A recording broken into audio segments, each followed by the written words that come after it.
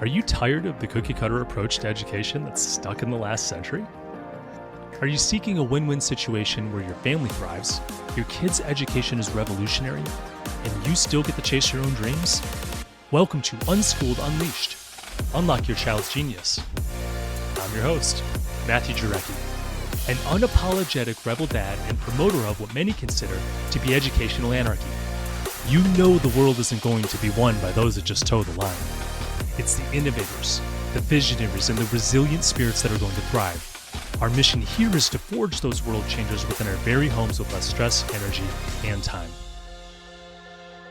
Unschooled Unleashed starts now. Welcome back to another fantastic episode of Unschooled Unleashed. I'm your host, Matthew Jarecki, and today we're going to talk about how to make math fun and engaging. So a lot of you struggle out there with math, I'm told, teaching your kids math, or you're scared or intimidated because maybe you didn't know as much as you want or you forgot a lot. If that's you, I'm going to give you some strategies, some tips, and how we do things. So with that, let's dive in. Today we're going to talk about how to make math fun and effective for kids.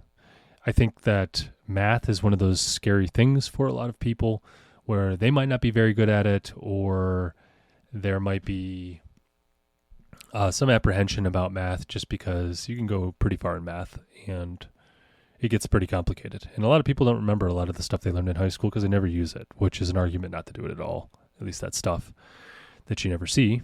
But either way, people get intimidated by it. So I'm going to just talk about some of our strategies, how we handle it, because I know this is an ongoing thing that a lot of people care about and a lot of people that listen to this episode have reached out about. So the first thing I want to talk about is space out repetition. Repetition works best when spaced out at least a day apart rather than crammed into a single session. I think schools kind of have it backwards where they try and do repetition all in a single worksheet, and that I just don't think that's great repetition. I think it works best by spacing it out because it strengthens memory and understanding over time. So what I might do is do 15 to 45 minutes, maybe an hour, just depending on what we're doing. And then we take a break and we stop. We intentionally stop it before they're disengaged with it. And then we come back and we do it over again. I think that having sleep in between anything you're trying to learn is one of the best things you can do to be able to retain it and truly understand a little bit better, because you can build on it. I know when I was in school, what I used to do, and this is where I get the strategy, is I used to try and study like I had the exam the very next morning. But I do that one day in advance. That panic that set in when you have a college exam that you're not necessarily prepared for, that's what I used to do. And the reason I did that is because then I would sleep, go back, review it again, because now it really is the day before the exam. And then I'd get another night's sleep. I'd wake up early in the morning and review it again and just kind of go over it. And I did a whole bunch of different strategies to retain it further, but this was a very successful strategy for me. And I would try and get it actually moved up a little bit further than just 2 days or a day out or 2 days before. But oftentimes it just wasn't realistic given life that happens. Great strategy, in my opinion. And I think that's something that a lot of parents can take advantage of in a home education setting. Another thing you can do is build on concepts gradually. So there's progression, and I think that it builds confidence and reinforces learning. It's also like that space for repetition. So for example, I might go over and do single-digit math, and then I might move very quickly into double-digit math. Because once you learn single-digit math and you're comfortable with that, maybe it's a little bit of a challenge, but you're starting to get it, I might move you to double-digit math, and then very quickly all the way up into as high as the numbers you can think of, like quadrillions is where I usually end up. And those are very challenging problems for them, but there's the repetition in that, but they don't get repetition doing the exact same problem. It's not like we're doing two-digit math, an entire worksheet on two-digit math. We're doing one digit, then two digit, and then once they get the rest of the concept for 2, 3, 5 digit, we go over and give them a really hard one, like, hey, we're going to jump you up to the quadrillion, and they're going to get repetition within that. And then there's a satisfaction of solving something that looks very intimidating and hard. So usually after a big problem like that, they're absolutely done, and that's no problem. I usually write, I'm like, okay, we're going to do one tomorrow, and it's going to be even harder. And I'll try and throw them a curveball. I always try and take it to the next level. And that's how I build on the concepts. And I get them excited, but I don't allow them to do it. I want them to come up and ask me if they can do math. I want them that excited about it. And as long as I keep math fun, I think they're going to retain it a little bit better. They're going to be more engaged. They're actually going to enjoy. They're going to want to learn more. So that's really what I do. So building on concepts gradually is something that I highly recommend. And you can move pretty quick, way quicker than you did in school if you went to elementary school. Moving on. Use real life connections. So math isn't just about numbers on paper. And that's what I want to impress in my children. It's about problem solving in the real world, that this can actually be valuable. So I try and show my kids how subtraction involves doing our budget or buying food or whatever it might be, paying the bills or trying to figure out the area of my office so I can refloor it. These are things that I try and point out to my kids, and I explain to them what I'm doing so that way they can see it. Even if they're not grasping it fully, they see that I'm using it, and then when they eventually learn it, they know it's actually going to be valuable and where they're going to use it. I think that this actually makes them a little bit more motivated. Now, a 10-year-old, are they going to be that interested just because they're going to be using it one day? Maybe not. But one day they know they're going to be using it, and I want to plant that seed. So when it's time, they're ready to learn, I will do it, hence the unschooling philosophy. And I do try and incorporate it into daily life if possible with them. So anytime I'm working on math, I show them what I'm doing. I show them how to think about it. I show them on the calculator. We do a lot of Monopoly right now in this season of life. So there's a lot of math involved with that. But what I do is when we do these games and we do everything, I talk about how it's real life. Like Monopoly can be kind of real life. You can it's much more real life than many other games anyway. So I try and make sure that they understand that math is required in the world. Moving on. You can review past work. Looking back at previous work, again, builds confidence and reinforces learning. Going over and saying, hey, I think you can do that problem again. Or pulling out, reverting back to something that they've done in the past and showing that they can do it even though it looks hard, I think is valuable. So when there's tangible progress, I want to make sure I highlight that. I want to make sure that they see they can do it. I want to make sure that we celebrate that. So reviewing past work is valuable, although I don't rely on it a ton. Some people like to keep journals of this stuff so they can see the progression, line by line, and you can review that with your kids. I think there's probably some value in that. I don't do that, but it does highlight growth. I know back when I had to record what I was teaching my children for the requirements for the state of Ohio, they've since done away with those regulations, so I don't need to prove that progress is happening. But when I did, I used to do something similar to this. I used to keep all their work and put it in a folder, and then we'd pull that out and look at it, and they'd see some of the stuff they learned in the past, and they had fun with it. But again, we don't do that anymore. We do take some pictures of hard problems and stuff like that, so that way we can, look back in our photos and kind of have a date associated with it. That's kind of fun too. Moving on, flexibility in sequence. So you probably learned in a very specific sequence, hence a curriculum, right? A curriculum creates a sequence of events that you're going to learn. secret, a sequence of learning. I don't buy it.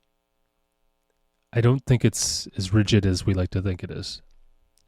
Everyone understands you need to learn addition before you learn multiplication or algebra. However, you can teach the concepts before that. So sometimes, I have 3 kids, right? I've taught them all math, or they're all learning math currently. I'll go straight to multiplication at times. Like once they got the foundation of addition down, I've actually jumped straight to multiplication because it just made more sense for me. It seems like they were able to grasp it a little bit better. And then we went to exponents. Because if you get multiplication, you can go to exponents. And then we review subtraction and play around with that. We do some division. And once they get division, then we can do square roots, cubed roots, stuff like that. That's been valuable, and I recommend staying very flexible. And honestly, you can bounce in between all those back and forth. If you remember, going back and redoing some stuff was a recommendation of mine. So even though you've moved on to, say, algebra, it's still good to go back and maybe go over subtraction again, go over division again. And I guess you're doing division with algebra, but you get what I'm saying. Also, I think at any point, once they grasp the concept of multiplication, having them memorize the times tables is very valuable. So just adapt to your child, see what they need, and then really just go from there, in my opinion. Also, I think that it's very helpful to... Well, let me back up. The next thing I want to talk about is making math fun and engaging. I think this is very important, and I make this an emphasis continually. Again, short, consistent sessions keep kids from getting bored. And it works because they enjoy it, and I'm never pushing them to do it. It's not a labor. It's not labored. It's not a chore. It's fun. Hey, this is time to spend with Dad, where we're exploring an idea and a concept, and we're learning how to apply it in real life, and we're going to get a win, eventually if we just make progress. So that's all we're looking for. We're not looking for the right answer. We are looking for the right answer. However, what we celebrate is the progress.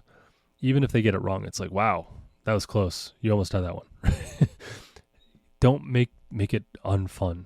Don't make it a chore. Don't make it something they don't look forward to. We had to work very, very hard with one of my children in order to get past looking at failure as a bad thing. We'd go through a math problem, and he would be really excited about it, and then he'd get it wrong. Just a little bit off, right? Like he forgot to do one step or something. And he would break down to the point where he couldn't even talk. I have no idea where this comes from, because we try and take an approach to parenting where we're not trying to penalize them. So making mistakes is perfectly acceptable. That's the culture we try and have in our house. I don't know what happened, but he looked at failure as like something that just wasn't acceptable. And he was very embarrassed, and he had these false narratives in his head that, I can only guess. We tried to identify them, and I think we did. But what we did is had him write down the lie that he's believing in his head, and then we had him write down what the truth actually is. And every time he would feel those feelings after he would get it wrong, we had him repeat the truth. And it's often helpful to have them say it out loud. Also, saying the lie out loud is very, very helpful, because it sounds silly when you say it out loud. It sounds reasonable in your head, but when you have to say it out loud to another person, it sounds silly. So for example, if he thought, I'm dumb if I get something wrong, I'd have him say that. What's the lie? Well, I believe I'm dumb if I get something wrong. It's like, okay, well, what is the actual truth? The truth is mistakes are just one of the steps to success, to getting it right. And we'd have him repeat that. And eventually he got over it. It took a long time. We had to break some very deep-rooted false beliefs, but we were able to get through it. Thank God. Because I was scared for a while. I really put everything I had into trying to help him get past that. And it was very, very difficult for me. But we did make it through it. He's able to do math, and he can get stuff wrong now on a regular basis. But it took him until 9 years old to be able to get through it. So, moving on. Using technology to make math engaging and effective. So if you listen to the last episode, I talked about a company called Synthesis. It was born out of SpaceX, a school for children of SpaceX employees. And one of the founders worked at SpaceX. And what they did is they created two different programs. One is a program called Synthesis Tutor, which teaches concepts of basic math, and they're starting to build beyond that. I'll put a link in the description, and I think I get something, if I'm not mistaken, like any money. I think you get like 20% off if you use the link. And I think it gives me a kickback for someone clicking on that link if you subscribe. So please use it. I would appreciate it. But I am a raving fan because my kids love it, especially my oldest, who I have a subscription for. He uses the Synthesis Tutor pretty much every day. Now it's a requirement for him to use it 5 days a week, or I'm just going to get rid of the app because I don't want to pay whatever it is, $35-$40 every month for an app he's not using. But he really enjoys it, and they make it very engaging. It uses AI to tutor them when they don't understand it. It gives you reports on the other end. So I highly, highly recommend that app, the paid version as well. They do have a free part, which is the times tables. That's one of the things that my kids used to learn. It's adaptive, meaning it's going to adjust the difficulty based on what it sees they know and and it's going to have them repeat things that they struggle with, so that way they actually start to learn it. So we used that to memorize the times table up to 15 for my oldest, and that was a requirement before I would give him a subscription to the app, because that's a privilege, and we treat these apps like a privilege because they are a privilege. And I said, if you memorize the 15s, I'll get you the app, and as long as you use it 30 minutes a day, 5 days a week, or whatever the total is for that, what is that, 30 times 5 is 150 minutes. So as long as you're using it 150 minutes a week, essentially, I'll let you keep it. And he's flying through it. Now, he already understands a lot of the concepts, but again, that repetition I think is very valuable. So I do not mind him going back through it, and he's learning more than I probably taught him, just because it seems like a very thorough app. I kind of sit back and watch him sometimes, so I think it's pretty cool. Other apps, well, before I move on, I also do, well, that's not a math one, but I'll plug it anyway. Synthesis Teams, I think, is great for problem solving. So we subscribe to that. That is way more expensive. I think it's about $100 a month or so. And it's just good for problem solving. And it's really good for learning that failure is just a step on your way to success. That's actually one of the core things, is learning that failure is just something that happens. And you're one step closer to achieving your goal if you get that failure out of the way. And I think that's valuable, and especially for math. But again, it's not math centric. And we also signed them up for something cool called it's a summer camp. So they have a summer camp. I think it's around 3 weeks or so, and it's a couple $100. If you sign up now, I think it's half off. So I think I paid $350 for it's something around 3 weeks, 3 or 4 weeks. but they just got a lot to do during that time, which is really cool. So it's going to engage them. It's not the math portion, it's the problem solving one, but I think it's going to be really cool. Really cool. So my kids my oldest is looking forward to that. We also use Khan Academy Kids, and that has some math stuff, and also Khan Academy. We don't use that one near as much, but we will be using that one in the future a little bit more, I believe.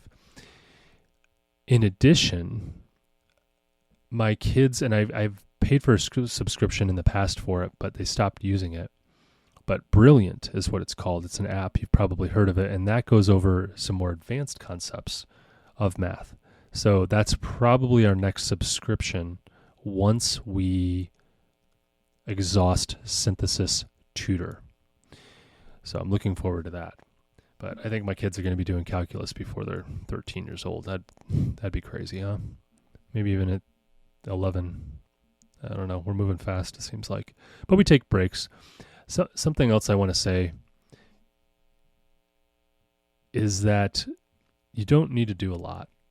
We don't do a lot of math. I like to think we do it every day, but I just make it a goal to try and do it every day. But we might do it a couple times a week.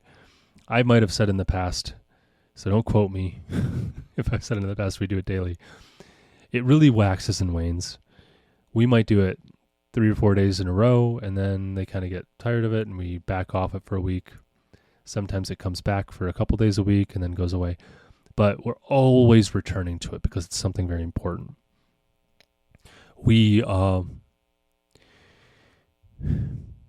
I do it with all my kids, and I even have my other kids explain the concepts to the ones that are learning it so that we can actually try and put it into words. And sometimes when you do that, and this is across the board with anyone, if you have someone who just learned something, they can explain it better oftentimes than the person who's been teaching it for a long time.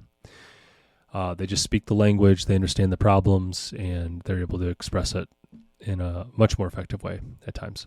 So that's another strategy I use. We don't get too stressed out about it when they don't want to do it, because we do education 365 days a year, 7 days a week, right? Everyone else is going to school for 9 months a year. They're only getting 2.5 hours of actual learning within that time. Arguably, potentially. At least that's what the studies say. We're doing it continually. I mean, sometimes, and I'm not even kidding you, my kids are in bed. I happen to see their light on. I go talk with them, and we start maybe even talking about math at times, which is really interesting. I leave books around the house. We got a book that teaches little tricks to math and so like mental math tricks, and I think that's very valuable. But my kids have not gotten into that yet, but they will. So I got that book laying around the house. I also have a geometry book laying around. And I plan on getting all my old textbooks out. I never resold my textbooks back because I always thought one day I'd go back and read my old notes. And I probably will one day when I start teaching my kids. But I'm going to get all those old books, put them on a bookshelf. That's actually something we're going to do. I've been talking about it for a while, is putting a bookcase up, putting all my old textbooks in there and anything else that I think is valuable. And this is going to be the quote-unquote approved book list. And this will be used for potential quiet times during the day. They can do any of those books, or maybe there's certain nights in the week. We're still mulling it over exactly how we want to do this, but I want to create some space for them to go outside their comfort zone. So math books will be a part of that.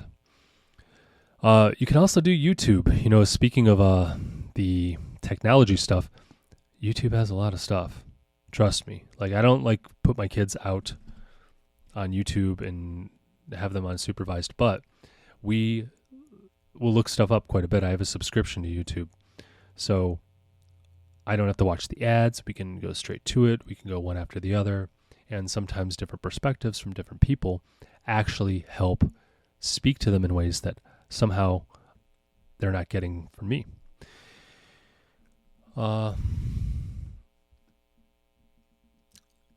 Let's see here. Anything else that I think might be helpful that I haven't covered? I don't think you should stress.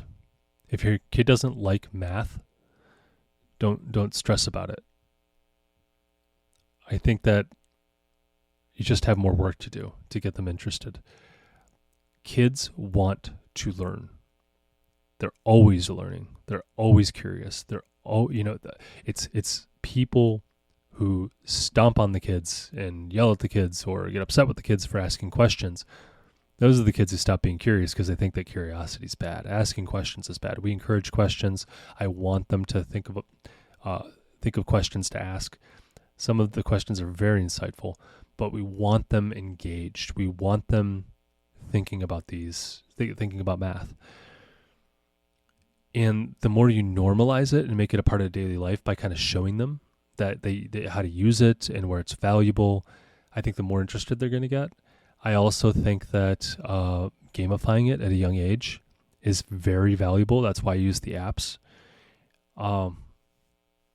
I focus majority of my stuff on concepts rather than actual problems. However, I have them do the problems because I think there's value in that. But as we look off into the future, we got AI, we got calculators.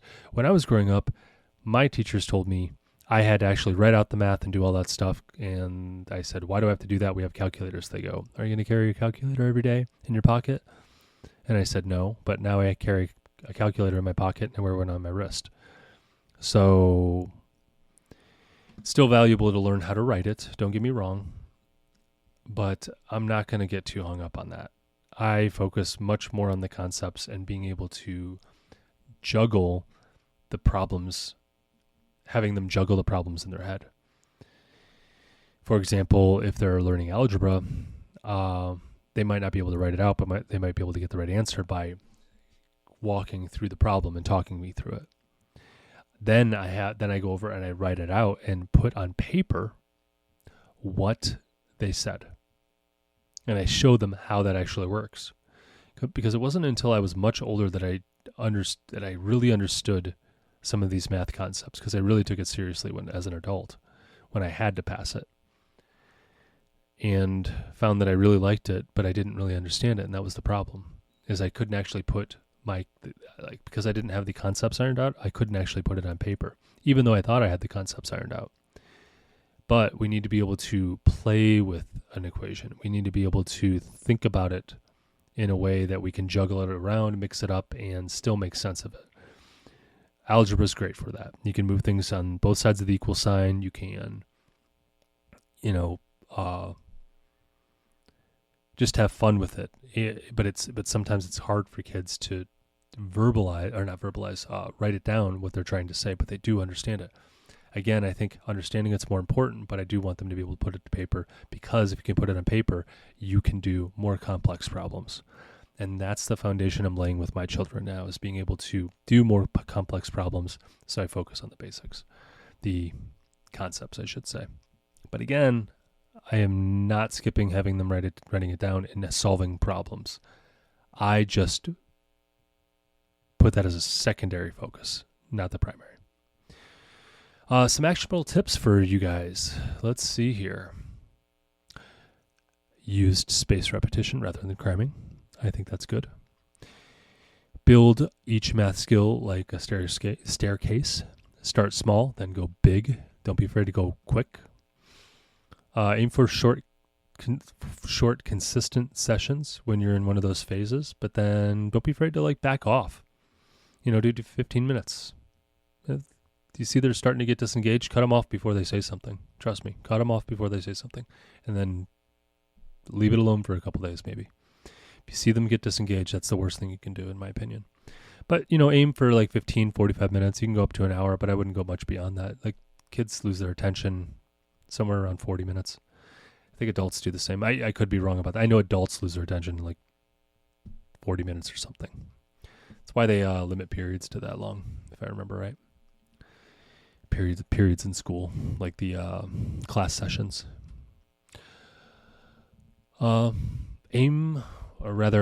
Review old work on a semi-regular basis. It's just good to kind of pull it out.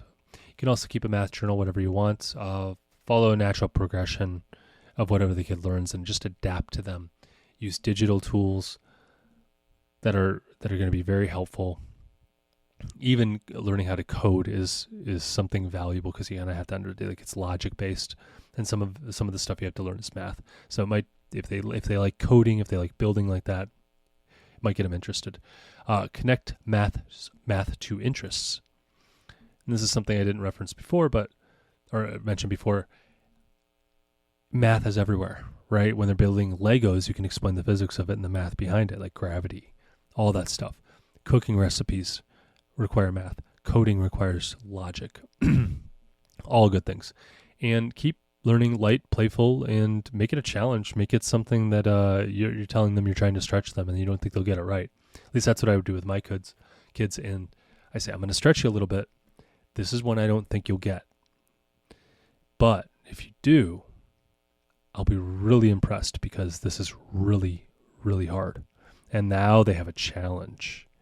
And I want to also, double tasking, I want to teach my kids that a challenge is a good thing, that a problem unsolved, it's your job to solve it. I want them to be problem solvers. I want them to grow in more than just math.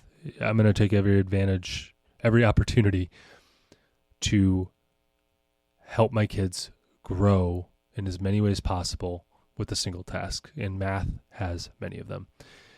Not just math, it's logic, it's responding to a challenge, it's learning how to fail and standing back up and trying again. It's real world application of things that they can actually do more. It's so much. I really do enjoy teaching my children math because it's a great way to connect it as well. And that's another one, connection. They get to connect with dad. They get uninterrupted, focused time with dad, which is unfortunately rarer than I like to think. But hopefully this helped because I think a lot of people need to hear it. Anyways, I'm going to end today's episode, so stay curious, stay unschooled, and stay away from the algebra nightmares. I'll catch you in the next episode. So here's where we roll up our sleeves and bring out the big guns. If you support our mission, then please leave a review. On Unschooled Unleashed, we are talking about using a radical approach to education in today's world, and the more 5-star reviews we have, the more people will feel comfortable with the ideas, strategies, and principles we discuss. It gives legitimacy to our message, and the podcast's algorithm prioritizes us so we can reach more people. You may even have your 5-star review read on our podcast.